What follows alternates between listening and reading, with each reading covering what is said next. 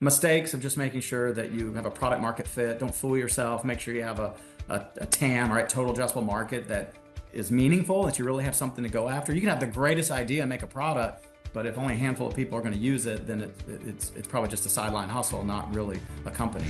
Welcome to Grow Think Tank. This is the one and only place where you will get insight from the founders and the CEOs of the fastest growing privately held companies. I am the host. My name is Gene Hammett. I help leaders and their teams navigate the defining moments of their growth. Are you ready to grow? Today we talk about creating a category of one business. Now, what does it take to create this business that no one else really competes with? Well, you've got to be a visionary leader. You've got to be able to execute like a champion. And today we're going to have a special guest on the show. His name is John Bradford. The company that he has taken to a category one is PetScreening. They are really the only company I've ever heard of that actually makes it easier for landlords to understand and to work with their tenants and whatnot on the rules of having pets in their buildings and in their homes and in their apartments. All that being said, creating a category one, John and I talk about the visionary leadership side of that. We really look at what does it take to be a visionary leader. It's not just hard work, but hard work is part of that formula. I'll let you kind of lean in and get the details behind that. It also takes relentless execution, your ability to execute and build a team around that. We talk about the importance of values. They've got it narrowed down to 3 values. He'll share the values with you. It's not like you need to copy his values to get it, but what I want you to copy is the ability to live your values. That being said, really looking forward to you getting as much out of this interview as possible. And my name is Gene Hammett. I am a CEO coach. We do coaching, we do leadership development for companies that are in growth mode. So if you feel like you're growing or you want to grow faster than you are today and you create this resilient growth and predictable growth, then you want to make sure you have the right leadership. And so what we do is help you upgrade your leadership skills, your leadership mindset. We all do that through not just at the CEO level, but at other levels throughout the company. So if you're curious about kind of our approach, all you have to do is go to our latest training. It will help you dial in. It's absolutely free. Just go to training.coreelevation.com and you can sign up today right away. What you'll get inside that is the mistakes that are common in this journey, in this path, so you can avoid them.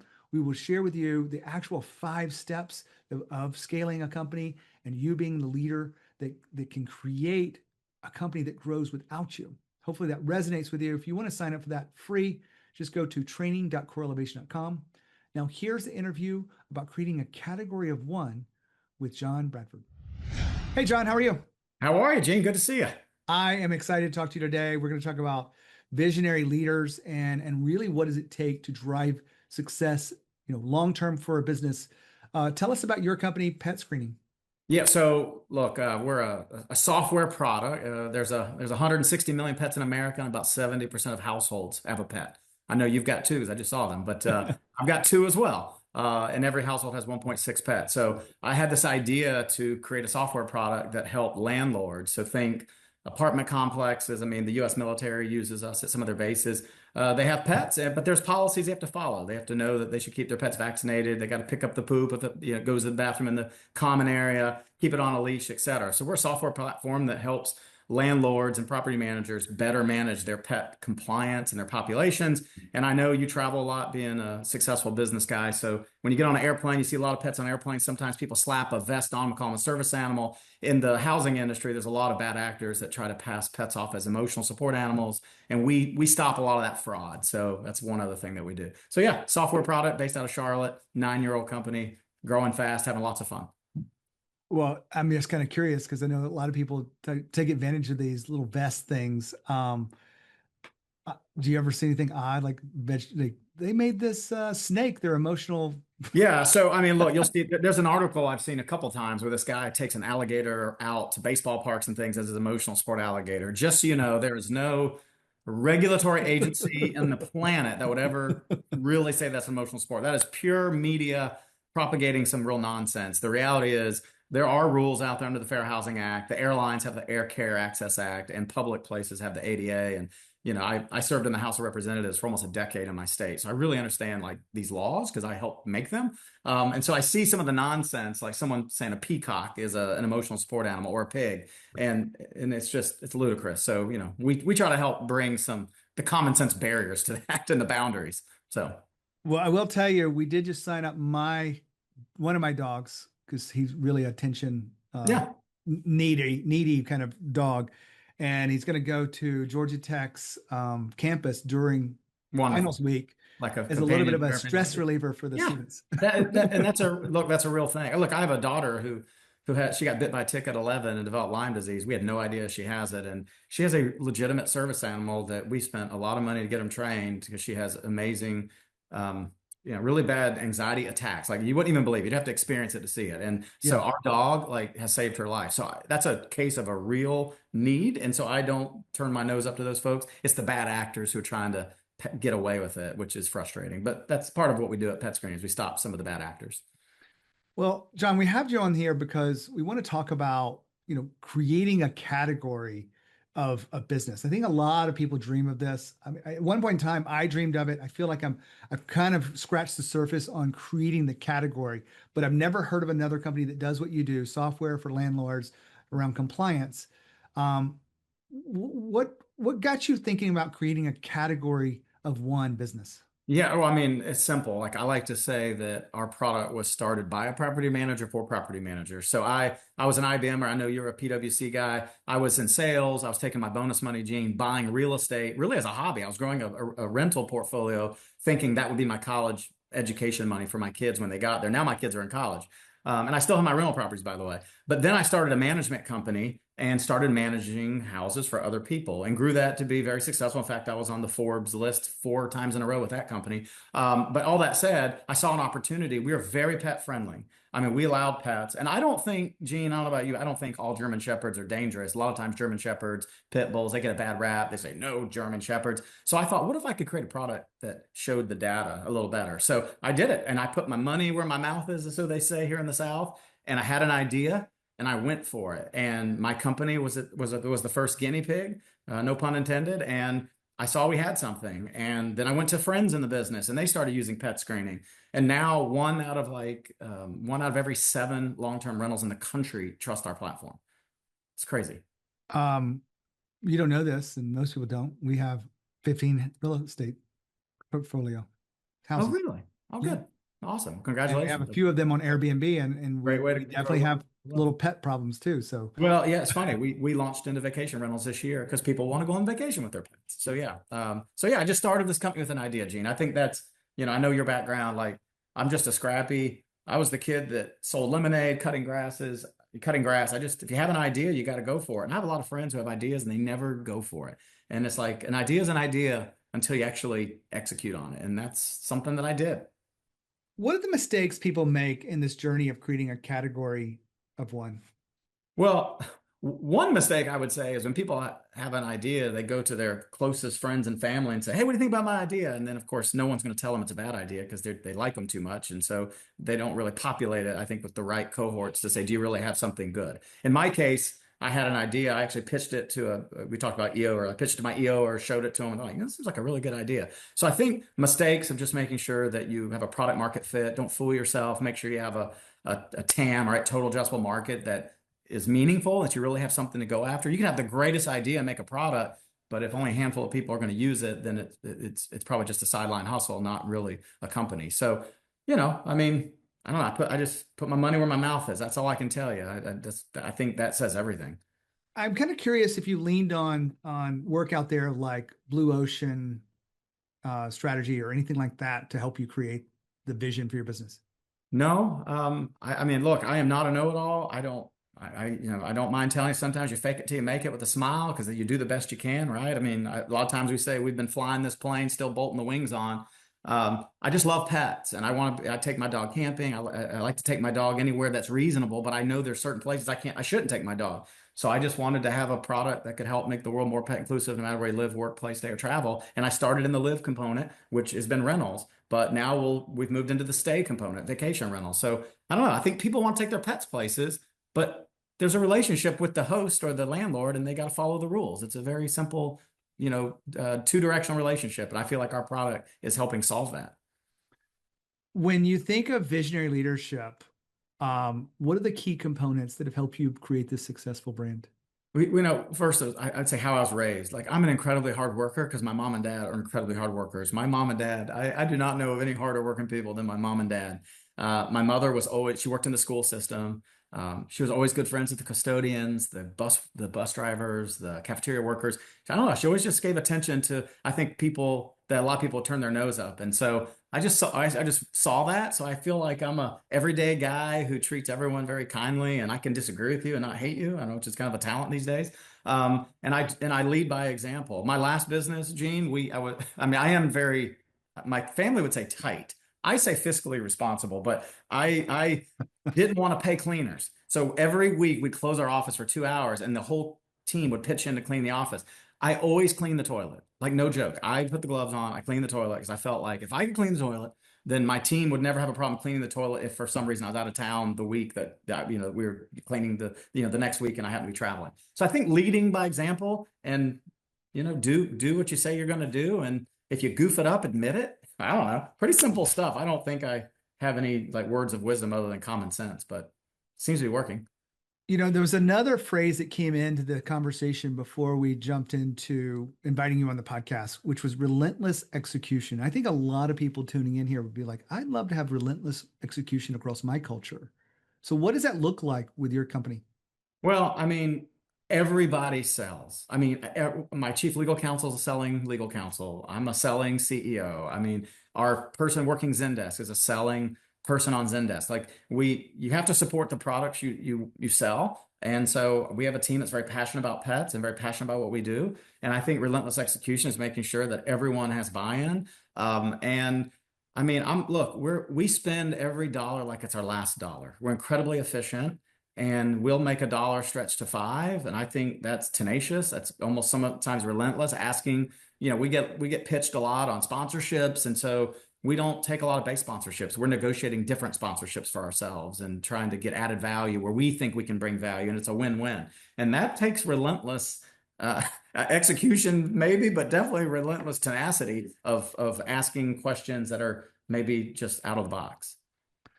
Well, I want to kind of open this up a little bit because we've talked about, visionary leadership. We've talked about relentless execution. What is we haven't talked about or addressed in your, development of your fast growing company Yeah. to this point?